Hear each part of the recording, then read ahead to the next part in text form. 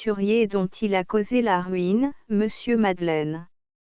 Un assassin, parce qu'il a assassiné l'agent de police Javert. Je ne comprends pas, monsieur le baron, fit Thénardier. Je vais me faire comprendre. Écoutez. Il y avait, dans un arrondissement du Pas-de-Calais, vers 1822, un homme qui avait eu quelque ancien démêlé avec la justice, et qui, sous le nom de monsieur Madeleine, s'était relevé et réhabilité. Cet homme était devenu, dans toute la force du terme, injuste. Avec une industrie, la fabrique des verroteries noires, il avait fait la fortune de toute une ville. Quant à sa fortune personnelle, il l'avait faite aussi, mais secondairement et, en quelque sorte, par occasion. Il était le père nourricier des pauvres. Il fondait des hôpitaux, ouvrait des écoles, visitait les malades, dotait les filles, soutenait les veuves, adoptait les orphelins, il était comme le tuteur du pays. Il avait refusé la croix, on l'avait nommé maire. Un forçat libéré savait le secret d'une peine encourue autrefois par cet homme, il le dénonça et le fit arrêter, et profita de l'arrestation pour venir à Paris et se faire remettre par le banquier Laffitte. Je tiens le fait du caissier lui-même au moyen d'une fausse signature, une somme de plus d'un demi-million qui appartenait à monsieur Madeleine. Ce forçat, qui a volé monsieur Madeleine, c'est Jean Valjean. Quant à l'autre fait, vous n'avez rien non plus à m'apprendre. Jean Valjean a tué l'agent Javert, il l'a tué d'un coup de pistolet. Moi qui vous parle, j'étais présent. Thénardier jeta à Marius le coup d'œil souverain d'un homme battu qui remet la main sur la victoire et qui vient de regagner en une minute tout le terrain qu'il avait perdu.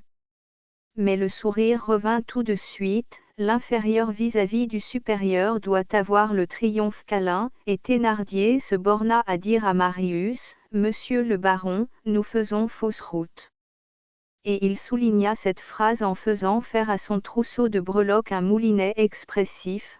« Quoi ? Repartit Marius, contestez-vous cela ? Ce sont des faits. Ce sont des chimères. La confiance dont monsieur le baron m'honore me fait un devoir de le lui dire. Avant tout la vérité et la justice. Je n'aime pas voir accuser les gens injustement. Monsieur le baron, Jean Valjean n'a point volé monsieur Madeleine, et Jean Valjean n'a point tué Javert. Voilà qui est fort. Comment cela ? Pour deux raisons. Lesquelles ? Parlez. Voici la première, il n'a pas volé monsieur Madeleine, attendu que c'est lui-même Jean Valjean qui est monsieur Madeleine. Que me contez-vous là ? Et voici la seconde, il n'a pas assassiné Javert, attendu que celui qui a tué Javert, c'est Javert. Que voulez-vous dire ? Que Javert s'est suicidé ? Prouvez. Prouvez. Cria Marius hors de lui. Thénardier reprit en scandant sa phrase à la façon d'un alexandrin antique, l'agent de police Javert a été trouvé noyé sous un bateau du pont au change. Mais prouvez donc. Thénardier tira de sa poche de côté une large enveloppe de papier gris qui semblait contenir des feuilles pliées de diverses grandeurs. J'ai mon dossier, dit-il avec calme. Et il ajouta, « Monsieur le baron, dans votre intérêt, j'ai voulu connaître à fond mon Jean Valjean. Je dis que Jean Valjean et Madeleine, c'est le même homme, et je dis que Javert n'a eu d'autre assassin que Javert, et quand je parle, c'est que j'ai des preuves. Non des preuves manuscrites, l'écriture est suspecte, l'écriture est complaisante, mais des preuves imprimées. » Tout en parlant, Thénardier extrayait de l'enveloppe 2 numéros de journaux jaunis, fanés, et fortement saturés de tabac. L'un de ces 2 journaux, cassé à tous les plis et tombant en lambeaux carrés, semblait beaucoup plus ancien que l'autre. 2 faits, 2 preuves, fit Thénardier. Et il tendit à Marius les 2 journaux déployés. Ces 2 journaux, le lecteur les connaît. L'un, le plus ancien, un numéro du drapeau blanc du 25 juillet 1823, dont on a pu voir le texte à la page 148 du tome 3e de ce livre, établissait l'identité de M. Madeleine et de Jean Valjean. L'autre, un moniteur du 15 juin 1832, constatait le suicide de Javert, ajoutant qu'il résultait d'un rapport verbal de Javert au préfet que, fait prisonnier dans la barricade de la rue de la Chanvrerie, il avait dû la vie à la magnanimité d'un insurgé qui, le tenant sous son pistolet, au lieu de lui brûler la cervelle, avait tiré en l'air. Marius lut. Il y avait évidence, date certaine, preuve irréfragable, ces deux journaux n'avaient pas été imprimés exprès pour appuyer les dires de Thénardier, la note publiée dans le Moniteur était communiquée administrativement par la préfecture de police. Marius ne pouvait douter. Les renseignements du commis caissier étaient faux et lui-même s'était trompé. Jean Valjean, grandi brusquement, sortait du nuage. Marius ne put retenir un cri de joie, et bien alors, ce malheureux est un admirable homme. Toute cette fortune était vraiment à lui. C'est Madeleine, la providence de tout un pays. C'est Jean Valjean, le sauveur de Javert. C'est un héros. C'est un saint. Ce n'est pas un saint, et ce n'est pas un héros, dit Thénardier. C'est un assassin et un voleur. Et il ajouta du ton d'un homme qui commence à se sentir quelque autorité, calmons-nous.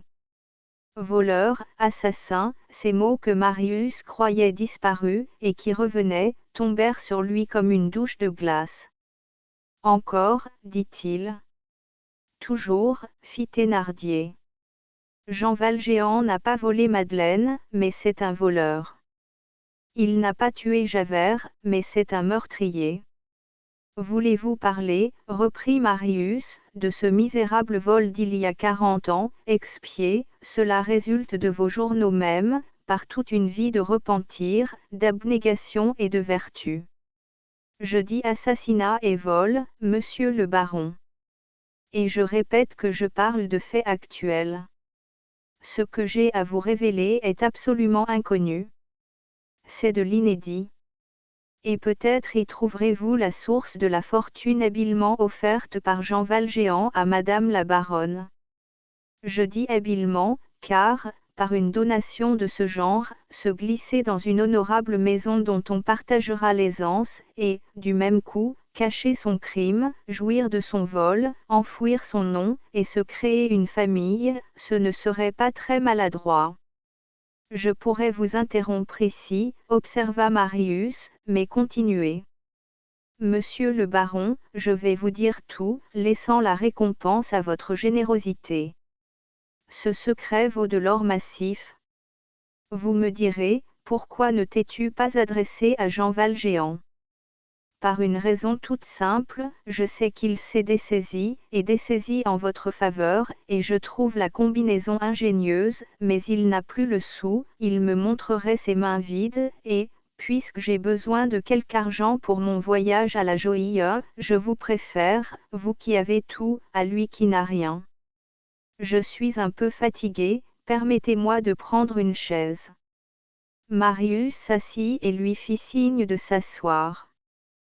Thénardier s'installa sur une chaise capitonnée, reprit les deux journaux, les replongea dans l'enveloppe, et murmura en becquetant avec son ongle le drapeau blanc, « Celui-ci m'a donné du mal pour l'avoir. » Cela fait, il croisa les jambes et s'étala sur le dos, attitude propre aux gens sûrs de ce qu'ils disent, puis entra en matière, gravement et en appuyant sur les mots, « Monsieur le baron, le 6 juin 1832, il y a un an environ, le jour de l'émeute, un homme était dans le grand égout de Paris, du côté où l'égout vient rejoindre la Seine, entre le pont des Invalides et le pont d'Iéna. » Marius rapprocha brusquement sa chaise de celle de Thénardier.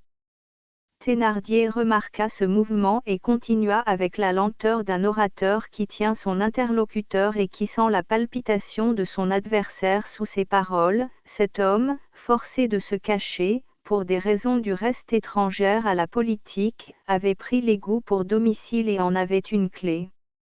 C'était, je le répète, le 6 juin, il pouvait être 8 heures du soir. L'homme entendit du bruit dans l'égout.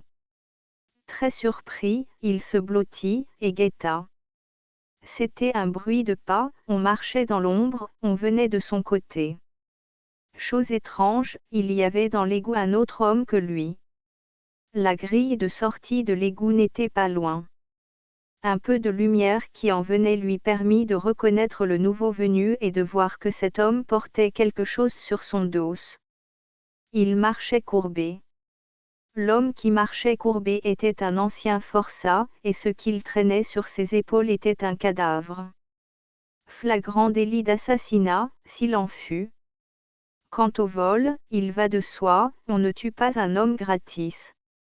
Ce forçat allait jeter ce cadavre à la rivière. Un fait à noter, c'est qu'avant d'arriver à la grille de sortie, ce forçat, qui venait de loin dans l'égout, avait nécessairement rencontré une fondrière épouvantable où il semble qu'il eût pu laisser le cadavre, mais, dès le lendemain, les égoutiers, en travaillant à la fondrière, y auraient retrouvé l'homme assassiné, et ce n'était pas le compte de l'assassin. Il avait mieux aimé traverser la fondrière, avec son fardeau, et ses efforts ont dû être effrayants, il est impossible de risquer plus complètement sa vie, je ne comprends pas qu'il soit sorti de là vivant. La chaise de Marius se rapprocha encore. Thénardier en profita pour respirer longuement. Il poursuivit, Monsieur le baron, un égout n'est pas le champ de Mars. On y manque de tout, et même de place. Quand deux hommes sont là, il faut qu'ils se rencontrent. C'est ce qui arriva. Le domicilié et le passant furent forcés de se dire bonjour, à regret l'un et l'autre. Le passant dit au domicilié, tu vois ce que j'ai sur le dos, il faut que je sorte, tu as la clé, donne-la à moi. Ce forçat était un homme d'une force terrible. Il n'y avait pas à refuser. Pourtant celui qui avait la clé parlementa, uniquement pour gagner du temps. Il examina ce mort, mais il ne put rien voir, sinon qu'il était jeune, bien mis, l'air d'un riche, et tout défiguré par le sang. Tout en causant, il trouva moyen de déchirer et d'arracher par derrière, sans que l'assassin s'en aperçût, un morceau de l'habit de l'homme assassiné. Pièce à conviction, vous comprenez, moyen de ressaisir la trace des choses et de prouver le crime au criminel. Il mit la pièce à conviction dans sa poche. Après quoi il ouvrit la grille, fit sortir l'homme avec son embarras sur le dos, referma la grille et se sauva, se souciant peu d'être mêlé au surplus de l'aventure et surtout ne voulant pas être là quand l'assassin jetterait l'assassiné à la rivière. Vous comprenez à présent. Celui qui portait le cadavre, c'est Jean Valjean, celui qui avait la clé vous parle en ce moment, et le morceau de l'habit. Thénardier acheva la phrase en tirant de sa poche et en tenant, à la hauteur de ses yeux, pincé entre ses 2 pouces et ses 2 index, un lambeau de drap noir déchiqueté, tout couvert de taches sombres. Marius s'était levé, pâle, respirant à peine, l'œil fixé sur le morceau de drap noir, et, sans prononcer une parole, sans quitter ce haillon du regard, il reculait vers le mur et, de sa main droite étendue derrière lui, cherchait en tâtonnant sur la muraille une clé qui était à la serrure d'un placard près de la cheminée. Il trouva cette clé, ouvrit le placard, et y enfonça son bras sans y regarder, et sans que sa prunelle effarée se détachât du chiffon que Thénardier tenait déployé. Cependant Thénardier continuait, Monsieur le baron, j'ai les plus fortes raisons de croire que le jeune homme assassiné était un Apollon étranger attiré par Jean Valjean dans un piège et porteur d'une somme énorme. Le jeune homme c'était moi, et voici l'habit. Cria Marius, et il jeta sur le parquet un vieil habit noir tout sanglant. Puis, arrachant le morceau des mains de Thénardier, il s'accroupit sur l'habit, et rapprocha du peigne déchiqueté le morceau déchiré. La déchirure s'adaptait exactement, et le lambeau complétait l'habit. Thénardier était pétrifié. Il pensa ceci: je suis épaté. Marius se redressa frémissant, désespéré, rayonnant. Il fouilla dans sa poche, et marcha, furieux, vers Thénardier, lui présentant et lui appuyant presque sur le visage son poing rempli de billets de 500 francs et de 1000 francs. Vous êtes un infâme. Vous êtes un menteur, un calomniateur, un scélérat. Vous veniez accuser cet homme, vous l'avez justifié, vous vouliez le perdre, vous n'avez réussi qu'à le glorifier. Et c'est vous qui êtes un voleur. Et c'est vous qui êtes un assassin. Je vous ai vu, Thénardier Jondrette, dans ce bouge du boulevard de l'Hôpital. J'en sais assez sur vous pour vous envoyer au bagne, et plus loin même, si je voulais. Tenez, voilà 1000 francs, sacripant que vous êtes. Et il jeta un billet de 1000 francs à Thénardier. Ah! Jondrette Thénardier, vil coquin. Que ceci vous serve de leçon, brocanteur de secrets, marchand de mystères, fouilleur de ténèbres, misérable. Prenez ces 500 francs, et sortez d'ici. Waterloo vous protège. Waterloo. Grommela Thénardier, en empochant les 500 francs avec les 1000 francs. Oui, assassin. Vous y avez sauvé la vie à un colonel, à un général, dit Thénardier, en relevant la tête. À un colonel, reprit Marius avec emportement. Je ne donnerai pas un liard pour un général. Et vous veniez ici faire des infamies. Je vous dis que vous avez commis tous les crimes.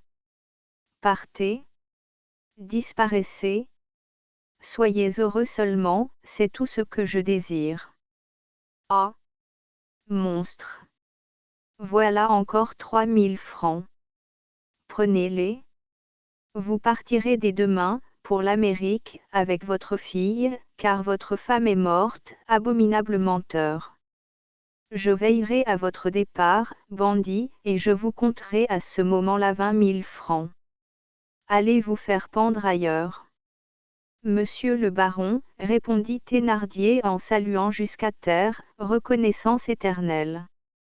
Et Thénardier sortit, n'y concevant rien, stupéfait et ravi de ce doux écrasement sous des sacs d'or et de cette foudre éclatant sur sa tête en billets de banque.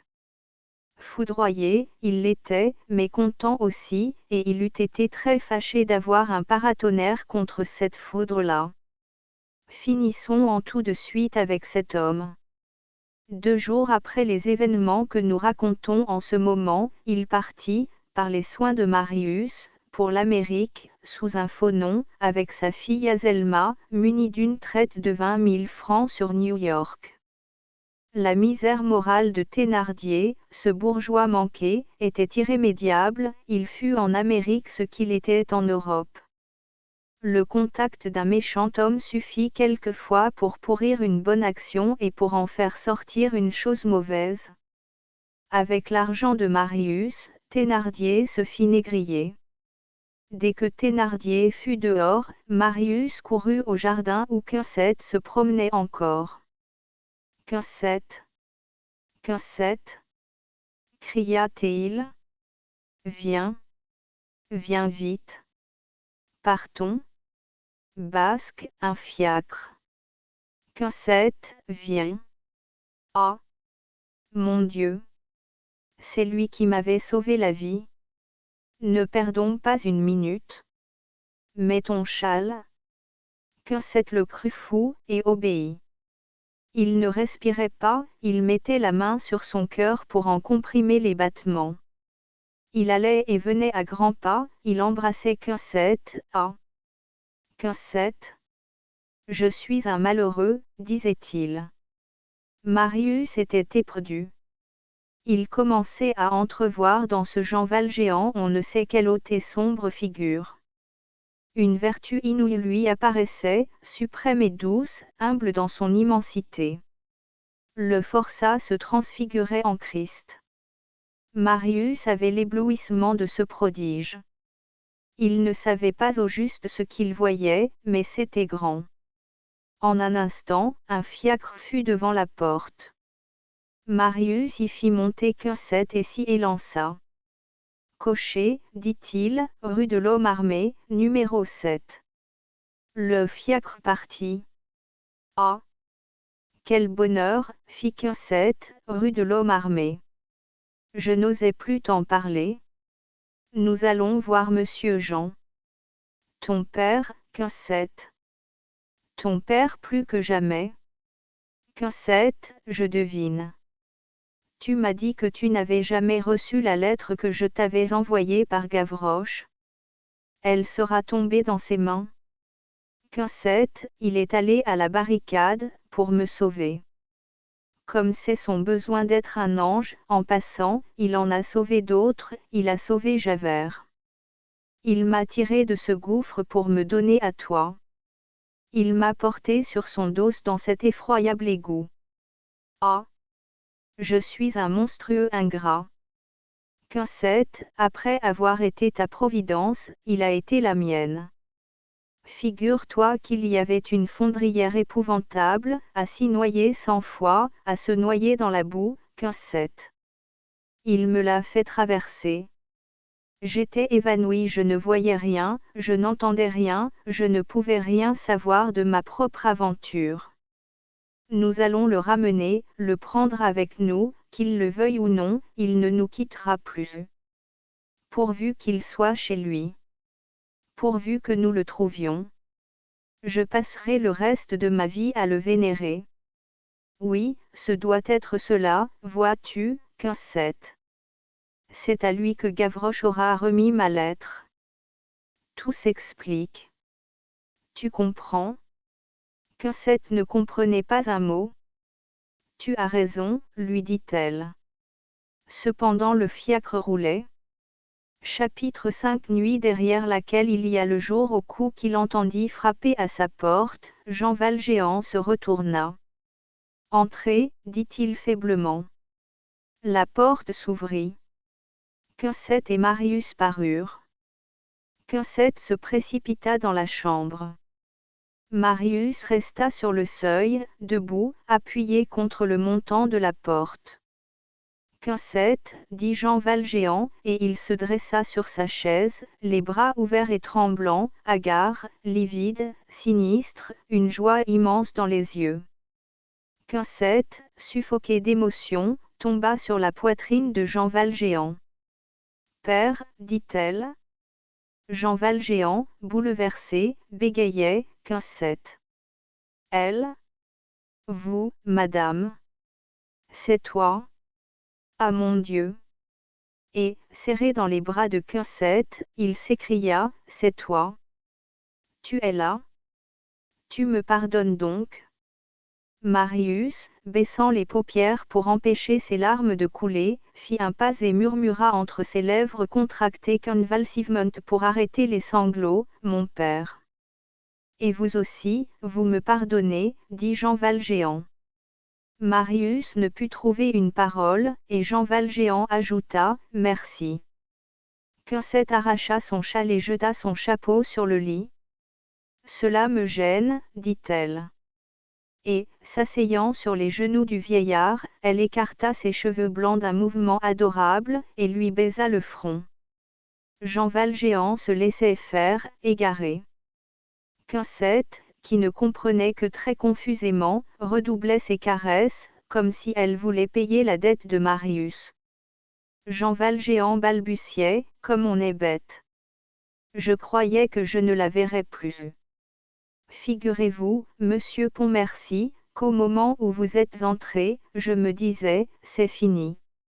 Voilà sa petite robe, je suis un misérable homme, je ne verrai plus Quincette, je disais cela au moment même où vous montiez l'escalier.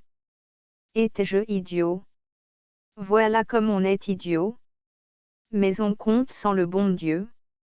Le bon Dieu dit, tu t'imagines qu'on va t'abandonner, bêta. Non, non, ça ne se passera pas comme ça. Allons, il y a là un pauvre bonhomme qui a besoin d'un ange. Et l'ange vient, et l'on revoit sa Quincette, et l'on revoit sa petite Quincette. Ah! J'étais bien malheureux. Il fut un moment sans pouvoir parler, puis il poursuivit, j'avais vraiment besoin de voir Cosette une petite fois de temps en temps. Un cœur, cela veut un os à ronger. Cependant je sentais bien que j'étais de trop. Je me donnais des raisons, ils n'ont pas besoin de toi, reste dans ton coin, on n'a pas le droit de s'éterniser. Ah!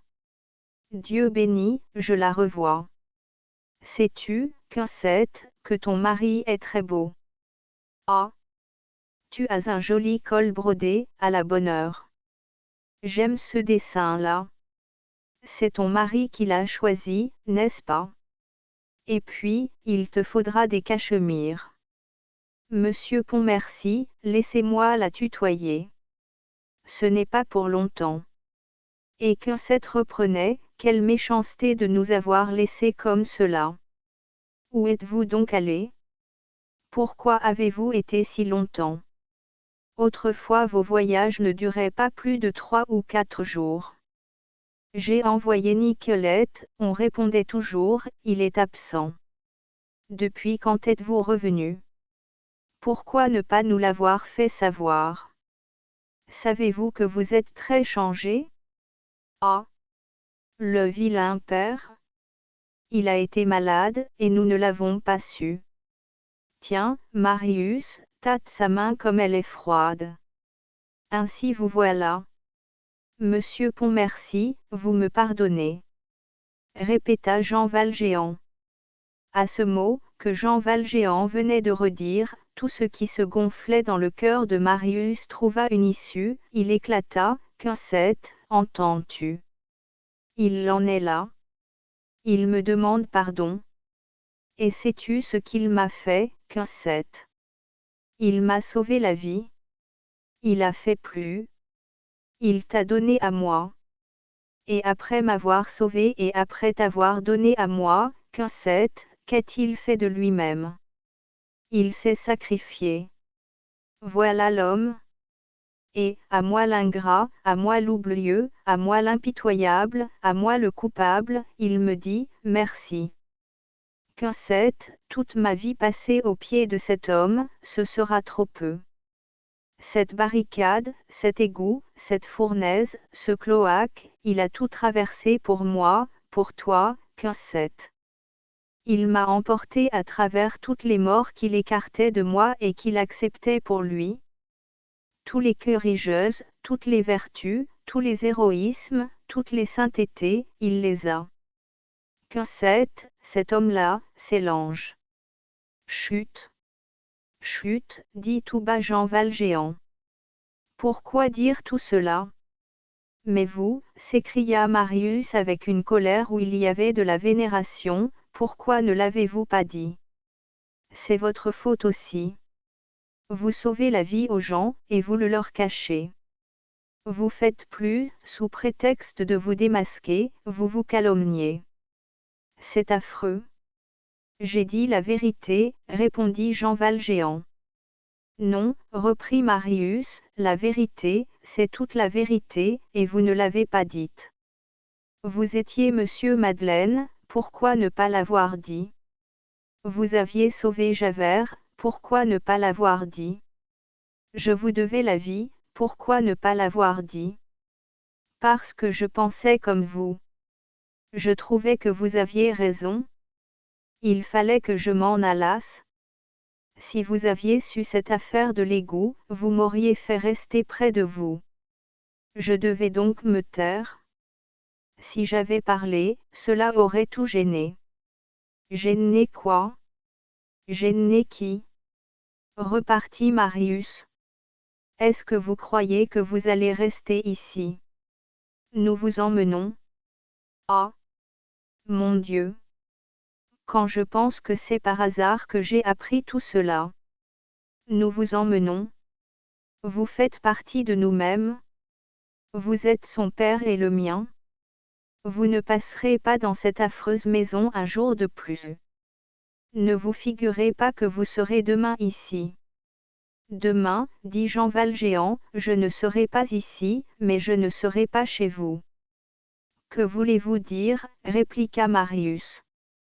Ah ça, nous ne permettons plus de voyage. Vous ne nous quitterez plus. Vous nous appartenez. Nous ne vous lâchons pas cette fois-ci, c'est pour de bon, ajouta Quincette. Nous avons une voiture en bas. Je vous enlève. S'il le faut, j'emploierai la force.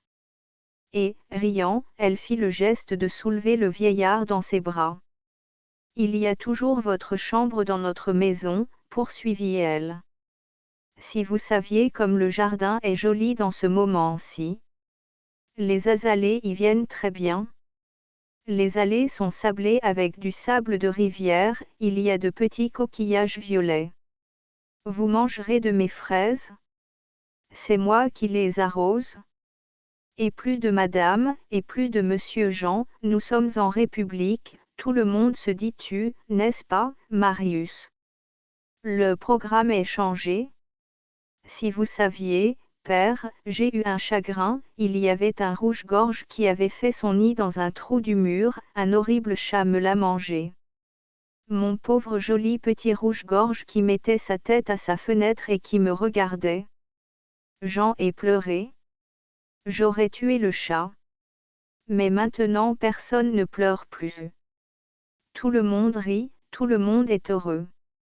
Vous allez venir avec nous. Comme le grand-père va être content. Vous aurez votre carré dans le jardin, vous le cultiverez, et nous verrons si vos fraises sont aussi belles que les miennes. Et puis, je ferai tout ce que vous voudrez, et puis, vous m'obéirez bien. Jean Valjean l'écoutait sans l'entendre. Il entendait la musique de sa voix plutôt que le sens de ses paroles, une de ces grosses larmes, qui sont les sombres perles de l'âme, germait lentement dans son œil. Il murmura, la preuve que Dieu est bon, c'est que la voilà. Mon père, dit Quincette. Jean Valjean continua, c'est bien vrai que ce serait charmant de vivre ensemble. Ils ont des oiseaux plein leurs arbres. Je me promènerai avec Quincette. Être des gens qui vivent, qui se disent bonjour, qui s'appellent dans le jardin, c'est doux. On se voit dès le matin. Nous cultiverions chacun un petit coin. Elle me ferait manger ses fraises, je lui ferais cueillir mes roses. Ce serait charmant. Seulement. Il s'interrompit, et dit doucement, c'est dommage. La larme ne tomba pas, elle rentra, et Jean Valjean la remplaça par un sourire. Quincette prit les deux mains du vieillard dans les siennes. Mon Dieu, dit-elle, vos mains sont encore plus froides. Est-ce que vous êtes malade? Est-ce que vous souffrez? Moi? Non, répondit Jean Valjean, je suis très bien. Seulement? Il s'arrêta. Seulement quoi? Je vais mourir tout à l'heure. Quincette et Marius frissonnèrent. Mourir, s'écria Marius. Oui, mais ce n'est rien, dit Jean Valjean.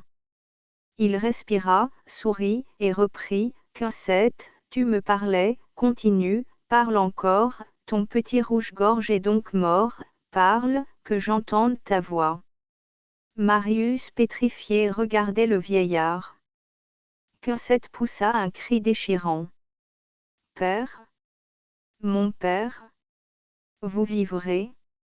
Vous allez vivre. Je veux que vous viviez, entendez-vous? Jean Valjean leva la tête vers elle avec adoration. Oh oui, défends-moi de mourir. Qui sait? J'obéirai peut-être. J'étais en train de mourir quand vous êtes arrivé. Cela m'a arrêté, il m'a semblé que je renaissais. Vous êtes plein de force et de vie, s'écria Marius. Est-ce que vous vous imaginez qu'on meurt comme cela? Vous avez eu du chagrin, vous n'en aurez plus. C'est moi qui vous demande pardon, et à genoux encore. Vous allez vivre, et vivre avec nous, et vivre longtemps. Nous vous reprenons. Nous sommes deux ici qui n'auront désormais qu'une pensée, votre bonheur. Vous voyez bien, reprit Quincette tout en larmes, que Marius dit que vous ne mourrez pas. Jean Valjean continuait de sourire. Quand vous me reprendriez, monsieur Pontmercy, cela ferait-il que je ne sois pas ce que je suis? Non, Dieu a pensé comme vous et moi, et il ne change pas d'avis, il est utile que je m'en aille. La mort est un bon arrangement. Dieu sait mieux que nous ce qu'il nous faut. Que vous soyez heureux, que monsieur Pontmercy ait Quinzette, que la jeunesse épouse le matin, qu'il y ait autour de vous, mes enfants, des lilas et des rossignols, que votre vie soit une belle pelouse avec du soleil, que tous les enchantements du ciel vous remplissent l'âme, et maintenant, moi qui ne suis bon à rien, que je meure, il est sûr que tout cela est bien. Voyez-vous, soyons raisonnables, il n'y a plus rien de possible maintenant, je sens tout à fait que c'est fini. Il y a une heure, j'ai eu un évanouissement. Et puis, cette nuit, j'ai bu tout ce pot d'eau qui est là. Comme ton mari est bon, Quinzette. Tu es bien mieux qu'avec moi. Un bruit se fit à la porte. C'était le médecin qui entrait. Bonjour et adieu, docteur, dit Jean Valjean. Voici mes pauvres enfants. Marius s'approcha du médecin. Il lui adressa ce seul mot, monsieur. Mais dans la manière de le prononcer, il y avait une question complète.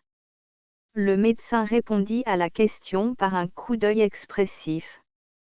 Parce que les choses déplaisent, dit Jean Valjean, ce n'est pas une raison pour être injuste envers Dieu. Il y eut un silence. Toutes les poitrines étaient oppressées. Jean Valjean se tourna vers Quinzette. Il se mit à la contempler comme s'il voulait en prendre pour l'éternité. À la profondeur d'ombre où il était déjà descendu, l'extase lui était encore possible en regardant Quinzette. La réverbération de ce doux visage illuminait sa face pâle. Le sépulcre peut avoir son éblouissement. Le médecin lui tâta le pouls. Ah! C'est vous qu'il lui fallait? Murmura-t-il en regardant Quinzette et Marius. Et, se penchant à l'oreille de Marius, il ajouta très bas, trop tard. Jean Valjean, presque sans cesser de regarder Quinzette, considéra Marius et le médecin avec sérénité. On entendit sortir de sa bouche cette parole à peine articulée, ce n'est rien de mourir, c'est affreux de ne pas vivre. Tout à coup il se leva. Ces retours de force sont quelquefois un signe même de l'agonie. Il marcha d'un pas ferme à la muraille, écarta Marius et le médecin qui voulait l'aider, détacha du mur le petit crucifix de cuivre qui y était suspendu, revint s'asseoir avec toute la liberté de mouvement de la pleine santé, et dit d'une voix haute en posant le crucifix sur la table, « Voilà le grand martyr. » Puis sa poitrine s'affaissa, sa tête eut une vacillation, comme si l'ivresse de la tombe le prenait, et ses deux mains, posées sur ses genoux, se mirent à creuser de l'ongle l'étoffe de son pantalon.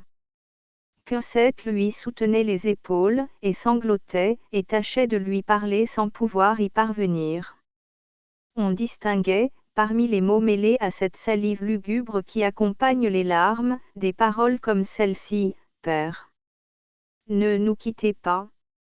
Est-il possible que nous ne vous retrouvions que pour vous perdre? On pourrait dire que l'agonie serpente. Elle va, vient, s'avance vers le sépulcre, et se retourne vers la vie. Il y a du tâtonnement dans l'action de mourir.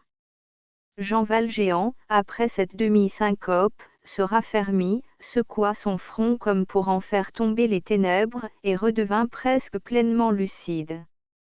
Il prit un peigne de la manche de Quinzette et le baisa. Il revient. Docteur, il revient. Cria Marius. Vous êtes bons tous les deux, dit Jean Valjean. Je vais vous dire ce qui m'a fait de la peine. Ce qui m'a fait de la peine, monsieur Pontmercy, c'est que vous n'ayez pas voulu toucher à l'argent.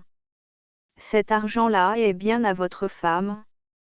Je vais vous expliquer, mes enfants, c'est même pour cela que je suis content de vous voir.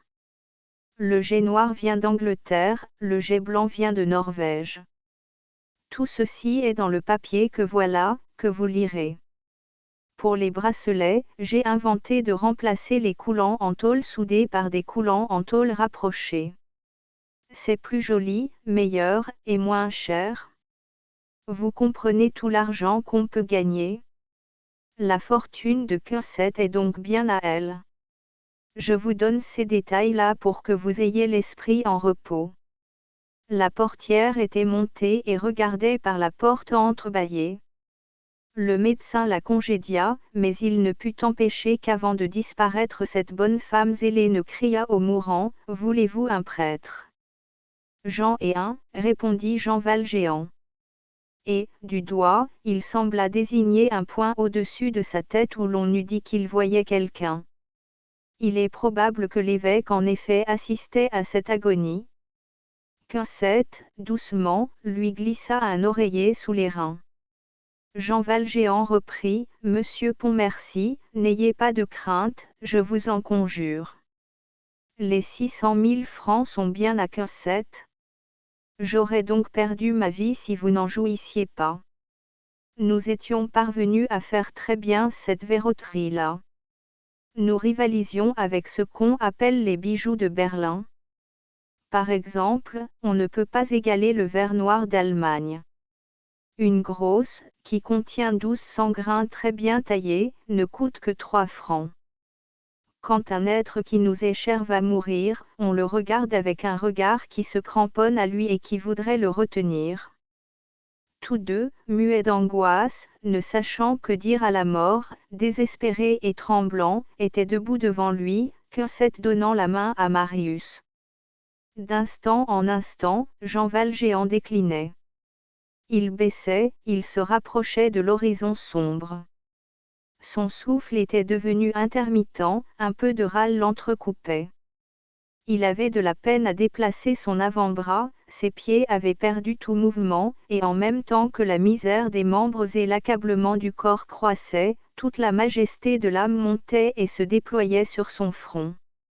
La lumière du monde inconnu était déjà visible dans sa prunelle. Sa figure blêmissait et en même temps souriait. La vie n'était plus là, il y avait autre chose. Son haleine tombait, son regard grandissait. C'était un cadavre auquel on sentait des ailes. Il fit signe à Quinset d'approcher, puis à Marius, c'était évidemment la dernière minute de la dernière heure, et il se mit à leur parler d'une voix si faible qu'elle semblait venir de loin, et qu'on eût dit qu'il y avait dès à présent une muraille entre eux et lui. « Approche, approchez tous deux. Je vous aime bien. Oh! C'est bon de mourir comme cela. Toi aussi, tu m'aimes, ma Quinset. Je savais bien que tu avais toujours de l'amitié pour ton vieux bonhomme. Comme tu es gentille de m'avoir mis ce coussin sous les reins. Tu me pleureras un peu, n'est-ce pas? Pas trop. Je ne veux pas que tu aies de vrais chagrins. Il faudra vous amuser beaucoup, mes enfants. J'ai oublié de vous dire que sur les boucles sans ardillon on gagnait encore plus que sur tout le reste. La grosse, les 12 douzaines, revenait à 10 francs, et se vendait 60. C'était vraiment un bon commerce. Il ne faut donc pas s'étonner des 600 000 francs, monsieur Pontmercy. C'est de l'argent honnête. Vous pouvez être riche tranquillement. Il faudra avoir une voiture, de temps en temps une loge au théâtre, de belles toilettes de bal, ma Quinset, et puis donner de bons dîners à vos amis, être très heureux. J'écrivais tout à l'heure à Quinset. Elle trouvera ma lettre. C'est à elle que je lègue les 2 chandeliers qui sont sur la cheminée. Ils sont en argent, mais pour moi ils sont en or, ils sont en diamant, ils changent les chandelles qu'on y met, en cierge. Je ne sais pas si celui qui me les a donnés est content de moi là-haut. J'ai fait ce que j'ai pu. Mes enfants, vous n'oublierez pas que je suis un pauvre, vous me ferez enterrer dans le premier coin de terre venu sous une pierre pour marquer l'endroit. C'est là ma volonté. Pas de nom sur la pierre. Si Quincette veut venir un peu quelquefois, cela me fera plaisir. Vous aussi, monsieur Pontmercy. Il faut que je vous avoue que je ne vous ai pas toujours aimé, je vous en demande pardon. Maintenant, elle et vous, vous n'êtes qu'un pour moi. Je vous suis très reconnaissant. Je sens que vous rendez Quincette heureuse. Si vous saviez, monsieur Pontmercy, ces belles joues roses, c'était ma joie, quand je la voyais un peu pâle, j'étais triste. Il y a dans la commode un billet de 500 francs. Je n'y ai pas touché. C'est pour les pauvres. Quincette, vois-tu ta petite robe, là, sur le lit? La reconnais-tu? Il n'y a pourtant que 10 ans de cela. Comme le temps passe. Nous avons été bien heureux. C'est fini. Mes enfants, ne pleurez pas, je ne vais pas très loin. Je vous verrai de là. Vous n'aurez qu'à regarder quand il fera nuit, vous me verrez sourire. Quincette, te rappelles-tu Montfermeil? Tu étais dans le bois, tu avais bien peur, te rappelles-tu quand j'ai pris l'anse du seau d'eau? C'est la première fois que j'ai touché ta pauvre petite main. Elle était si froide. Ah! Vous aviez les mains rouges dans ce temps-là, mademoiselle, vous les avez bien blanches maintenant. Et la grande poupée? Te rappelles-tu? Tu la nommais Catherine. Tu regrettais de ne pas l'avoir emmenée au couvent. Comme tu m'as fait rire des fois, mon doux ange. Quand il avait plu, tu embarquais sur les ruisseaux des brins de paille, et tu les regardais aller. Un jour, je t'ai donné une raquette en osier, et un volant avec des plumes jaunes, bleues, vertes. Tu l'as oublié, toi. Tu étais si espiègle toute petite. Tu jouais. Tu te mettais des cerises aux oreilles. Ce sont là des choses du passé? Les forêts où l'on a passé avec son enfant, les arbres où l'on s'est promené, les couvents où l'on s'est caché, les jeux, les bons rires de l'enfance, c'est de l'ombre. Je m'étais imaginé que tout cela m'appartenait. Voilà où était ma bêtise. Ces Thénardier ont été méchants. Il faut leur pardonner. Quincette, voici le moment venu de te dire le nom de ta mère. Elle s'appelait Fantine. Retiens ce nom-là, Fantine. Mets-toi à genoux toutes les fois que tu le prononceras. Elle a bien souffert. Elle t'a bien aimé. Elle a eu en malheur tout ce que tu as en bonheur. Ce sont les partages de Dieu.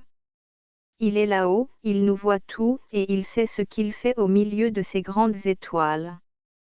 Je vais donc m'en aller, mes enfants.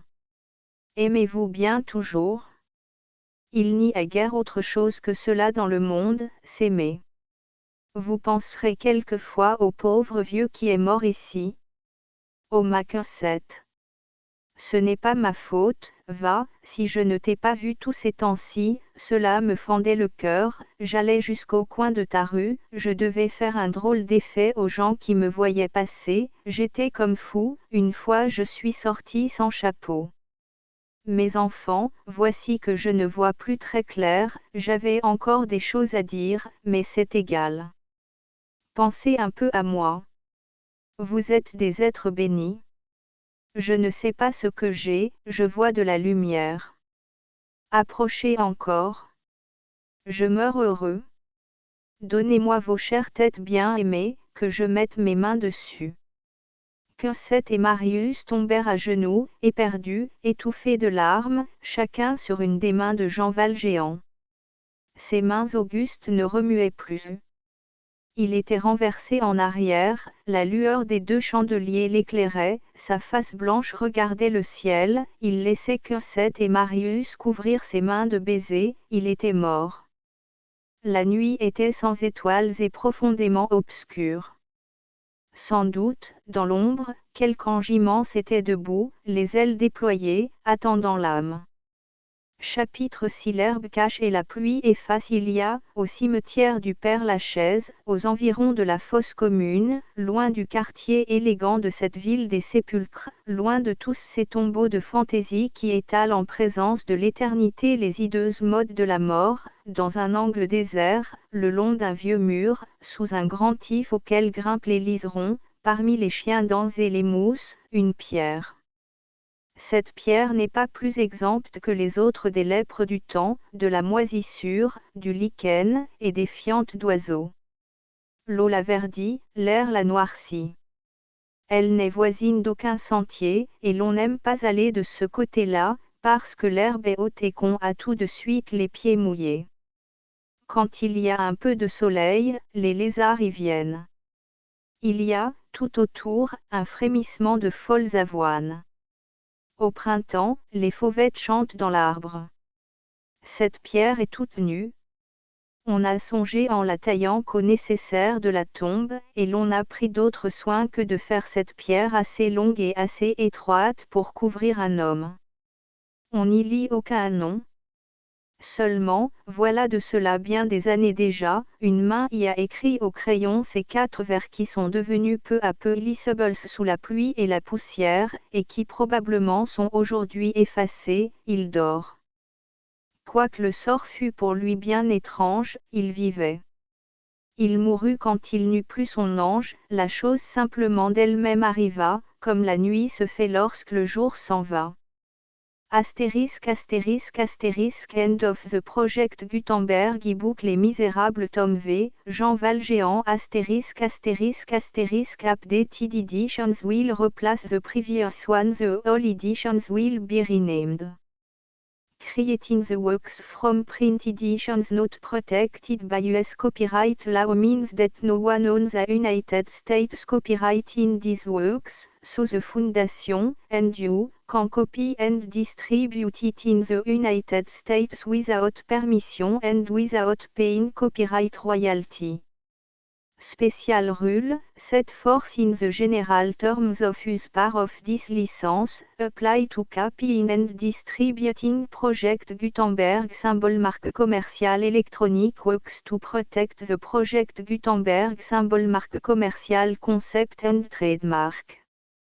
Project Gutenberg is a registered trademark, and may not be used if you charge for an e-book, except by following the terms of the trademark license, including paying royalty for use of the Project Gutenberg trademark.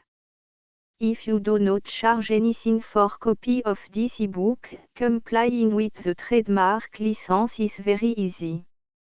You may use this e-book for nearly any purpose such as creation of derivative works, report, performance and research.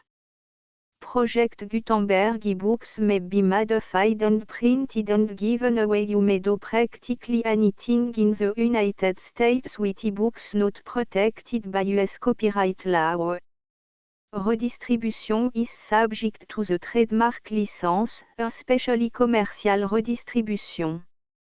Start, full license. The full Project Gutenberg license. Please read this before you distribute or use this work to protect the Project Gutenberg symbol marque commerciale mission of promoting the free distribution of electronic works, by using or distributing this work, or any other work associated in any way with the phrase Project Gutenberg. You agree to comply with all the terms of the full Project Gutenberg symbol marque commerciale license available with this file or online at www.gutenberg.org/licence. Section 1. General Terms of Use and Redistributing Project Gutenberg symbol marque commerciale electronic works. 1.a By reading or using any part of this Project Gutenberg symbol marque commerciale electronic work, you indicate that you have read, understand, agree to and accept all the terms of this license and intellectual property, trademark / copyright, agreement. If you do not agree to abide by all the terms of this agreement, you must cease using and return or destroy all copy of Project Gutenberg symbol marque commerciale électronique works in your possession. If you paid a fee for obtaining a copy of or access to a Project Gutenberg symbol marque commerciale électronique work and you do not agree to be bound by the terms of this agreement, you may obtain a refund from the person or entity to whom you paid the fee as set forth in paragraph 1.e.8. 1.b Project Gutenberg is a registered trademark. It may only be used on or associated in any way with an electronic work by people who agree to be bound by the terms of this agreement. There are a few things that you can do with most Project Gutenberg symbol marque commerciale électronique works even without complying with the full terms of this agreement. See paragraph 1.c below. There are a lot of things you can do with Project Gutenberg symbol marque commerciale électronique works if you follow the terms of this agreement and help preserve free future access to Project Gutenberg symbol marque commerciale électronique works. See paragraph 1.e below. 1.c.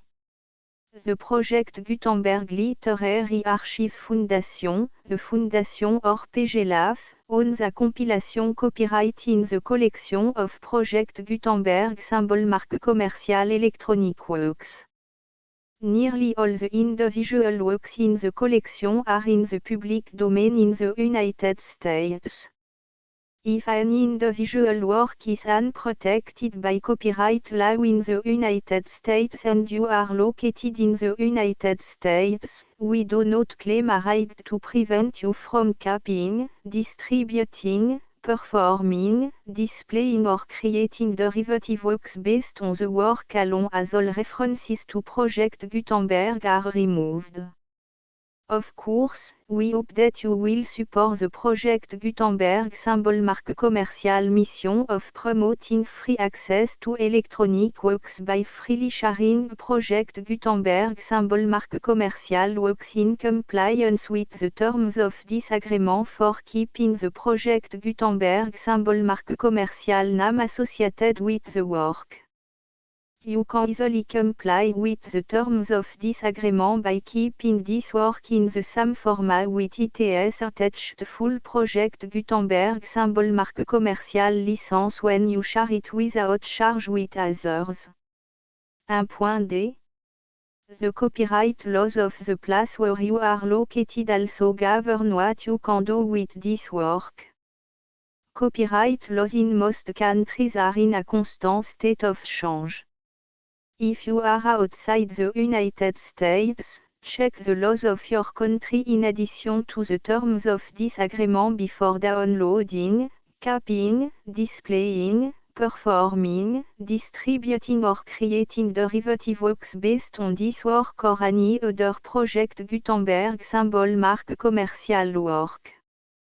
The Foundation makes no representations concerning the copyright status of any work in any country other than the United States.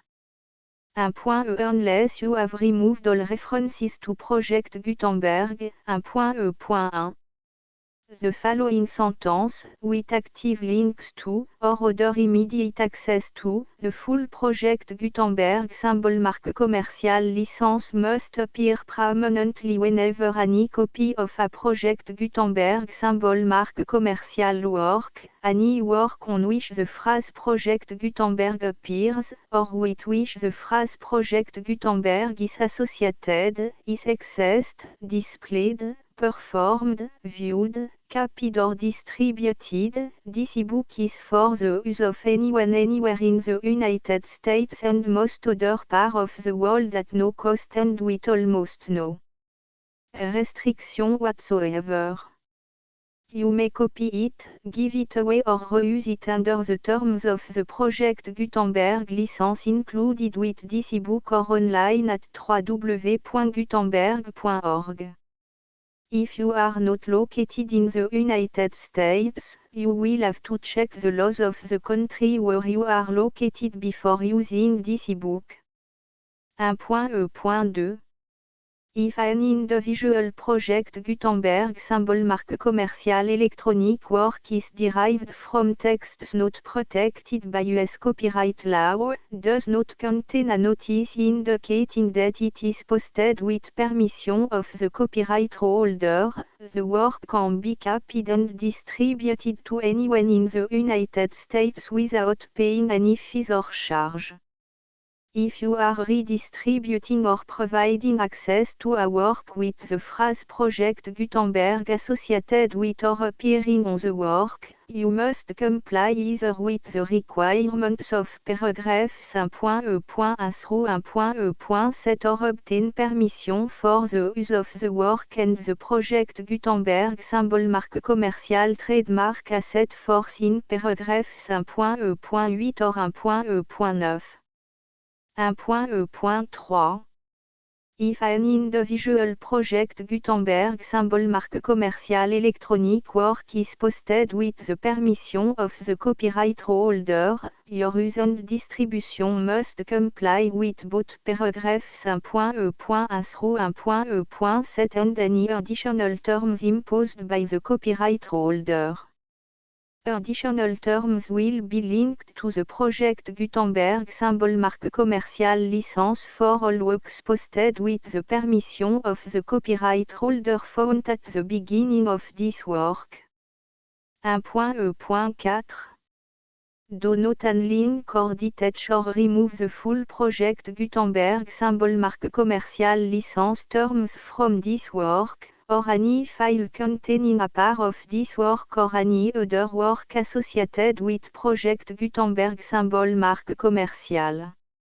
1.e.5 Do not copy, display, perform, distribute or redistribute this electronic work, or any part of this electronic work, without permanently displaying the sentence set forth in paragraph 1.e.1 with active links or immediate access to the full terms of the Project Gutenberg symbol marque commercial license. 1.e.6 You may convert to and distribute this work in any binary, compressed, marked up, non-proprietary or proprietary form, including any word processing or hypertext form. However, if you provide access to or distribute copy of a Project Gutenberg symbol marque commercial work in a format other than plain vanilla ASCII or other format used in the official version posted on the official Project Gutenberg symbol marque commercial website, www.gutenberg.org you must, at no additional cost, fee or expense to the user, provide a copy, a means of exporting a copy, or a means of obtaining a copy upon request, of the work in its original plain vanilla ASCII or other form. Any alternate format must include the full Project Gutenberg symbol marque commercial license as specified in paragraph 1.e.1.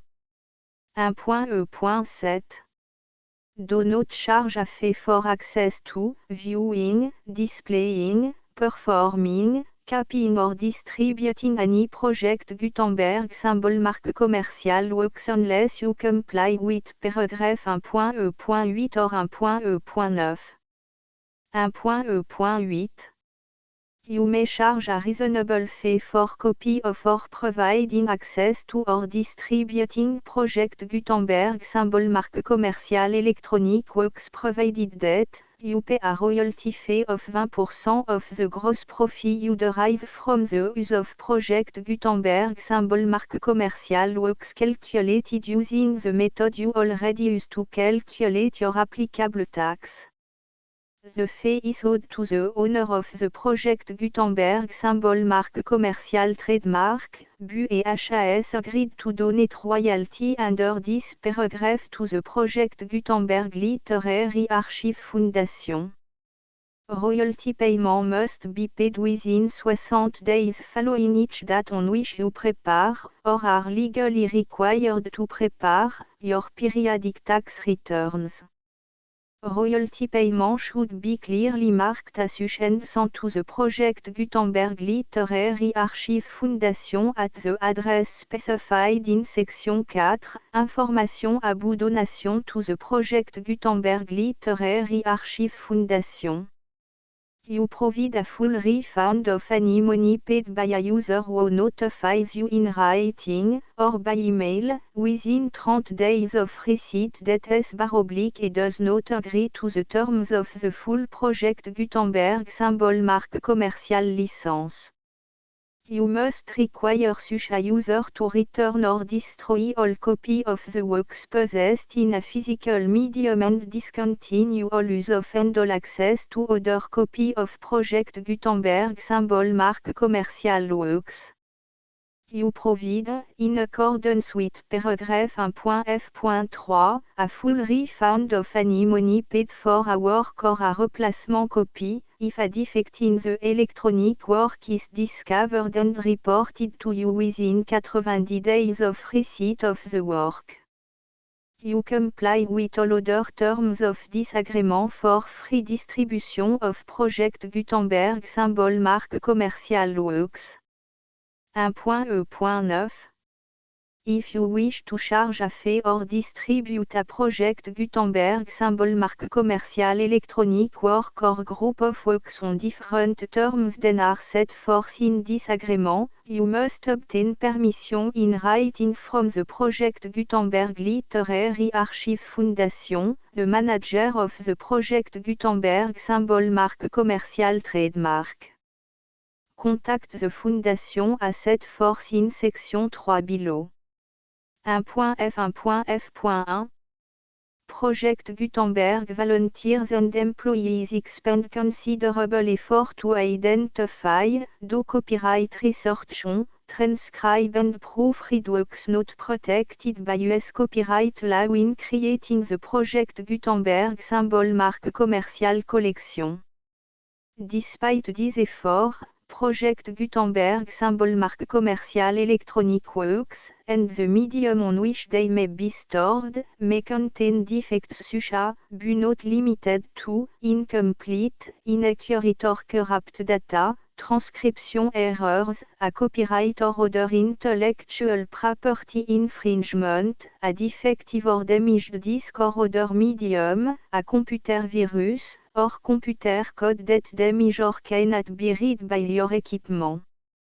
1.f.2 Limited warranty, disclaimer of damage, except for the right of replacement or refund described in paragraph 1.f.3, the Project Gutenberg Literary Archive Foundation, the owner of the Project Gutenberg symbol mark commercial trademark, and any other party distributing a Project Gutenberg symbol mark commercial electronic work under this agreement, disclaim all liability to you for damages, costs and expenses, including legal fees.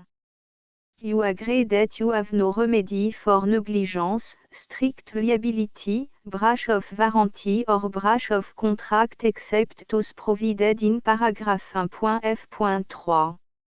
You agree that the Foundation, the trademark owner, and any distributor under this agreement will not be liable to you for actual, direct, indirect, consequential, punitive or incidental damages even if you give notice of the possibility of such damage.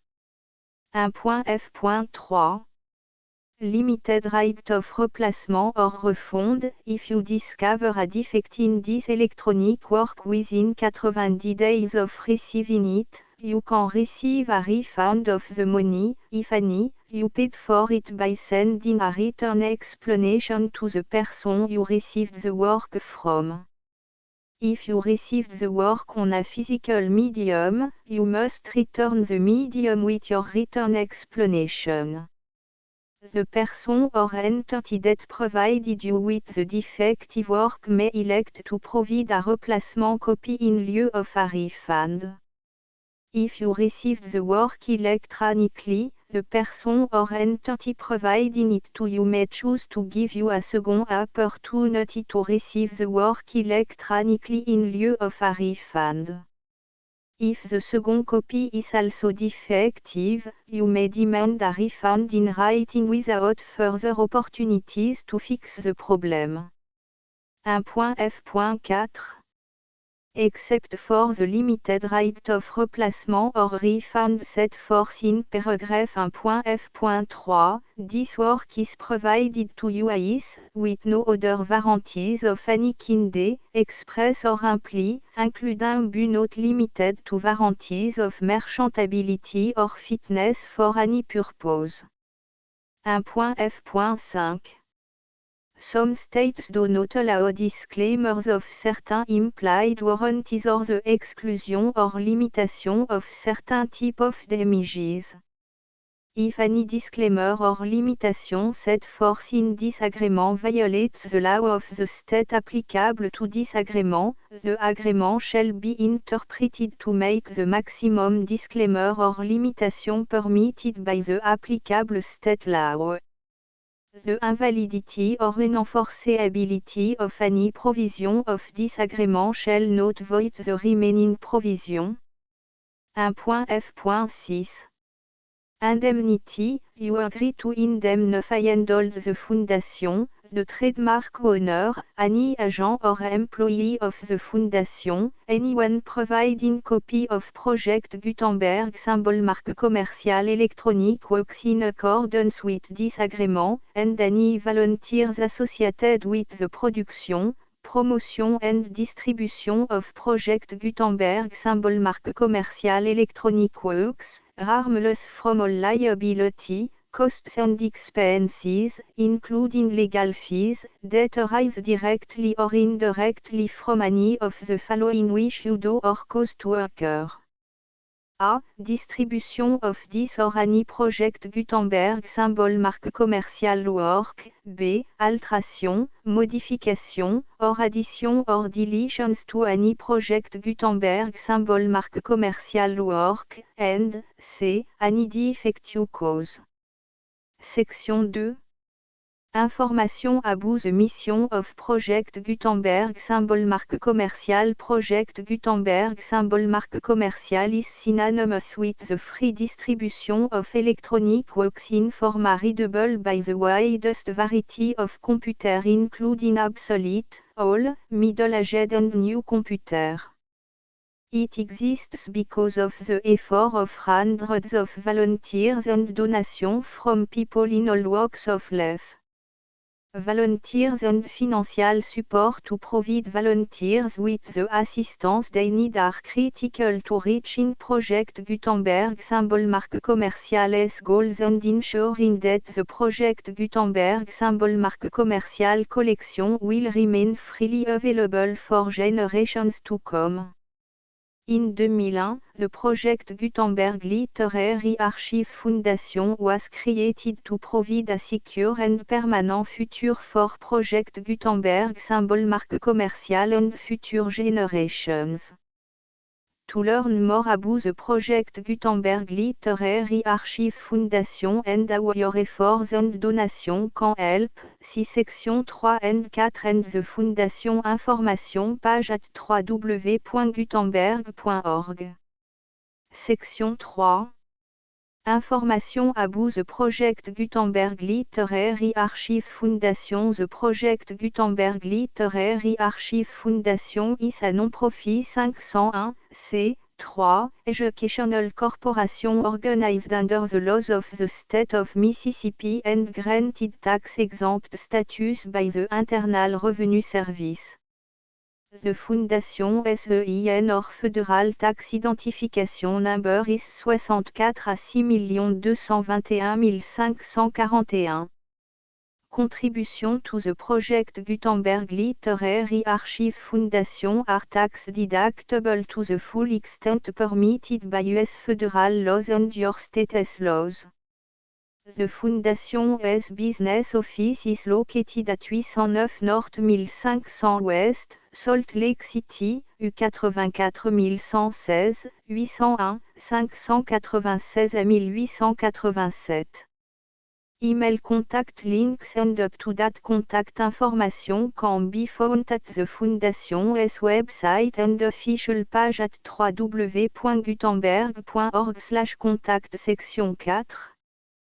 Information about donation to the Project Gutenberg Literary Archive Foundation. Project Gutenberg symbol marque commercial depends upon and cannot survive without widespread public support and donation to carry out its mission of increasing the number of public domain and licensed works that can be freely distributed in machine-readable form accessible by the widest array of equipment including outdated equipment. Many small donations, $1 to $5,000, are particularly important to maintaining tax-exempt status with the IRS.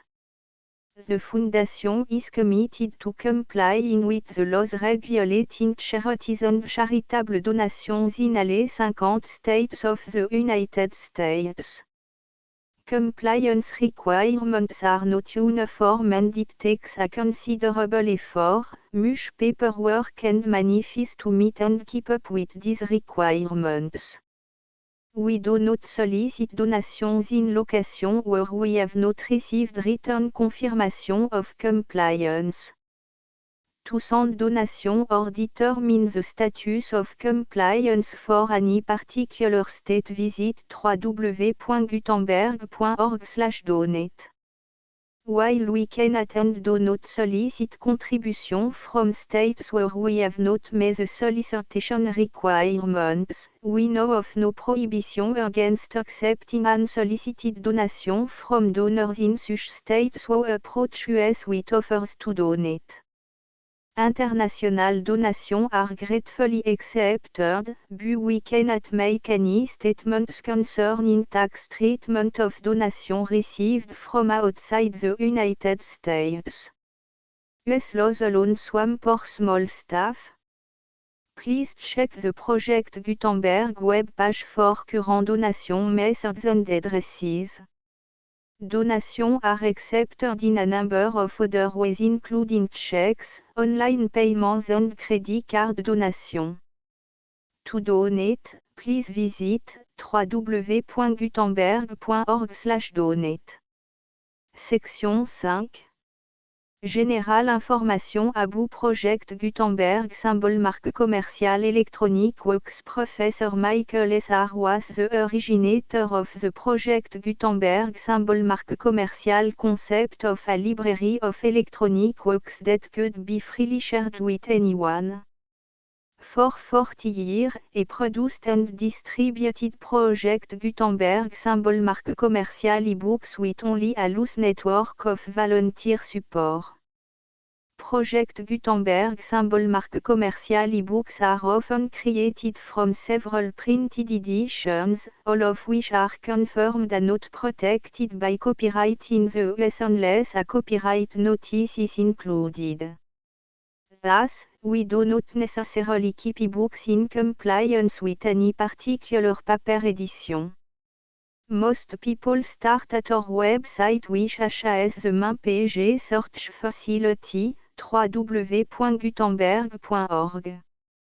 This website includes information about Project Gutenberg symbol marque commerciale, including how to make donation to the Project Gutenberg Literary Archive Foundation, how to help produce our new ebooks, and how to subscribe to our email newsletter to read about new ebooks.